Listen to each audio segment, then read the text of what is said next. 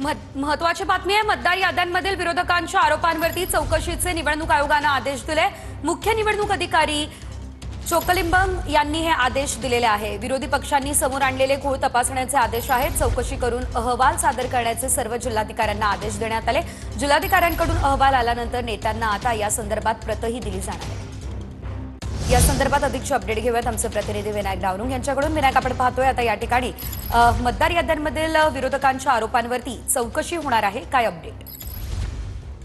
बरोबर आहे। आपण जर पाहिलं विरोधकांनी जे आरोप केलेले आहेत मतदार याद्यांबाबतचे, त्याचे चौकशीचे आदेश जे आहेत ते मुख्य निवडणूक अधिकाऱ्यांनी दिल्याची माहिती सध्या मिळालेली पाहायला मिळते। प्रत्येक जिल्हाधिकाऱ्याला ह्या सगळ्या चौकशा करून याचे अहवाल जो आहे तो सादर करण्याचे आदेश देण्यात आलेले आहेत। ज्या पद्धतीनं काही मतदारसंघांचा उल्लेख जो आहे तो विरोधकांनी केला होता, त्यावरती बोर्ड जो आहे तो विरोधकांनी ठेवला होता। मतदार यादीतली नावं जी आहेत त्याचा घोळ जो आहे त्यावरती आक्षेप जो आहे तो घेतला होता। काही ठिकाणी अतिरिक्त नावं जी आहेत ती सुद्धा काढली जावीत अशी मागणी जी आहे ती विरोधकांची होती। आणि ज्या ज्या मतदारसंघातील हे आरोप विरोधकांनी केलेले आहेत त्या आरोपांचं खंडन करण्यासाठी आता मुख्य निवडणूक अधिकाऱ्यांनी जिल्हाधिकाऱ्यांना चौकशीचे आदेश दिलेले आहेत। अहवालची प्रत जी आहे ते आल्यानंतर विरोधकांनी जे आरोप केलेत त्यांना सुद्धा हे अहवालाची प्रत जी आहे ती दिली जाणार।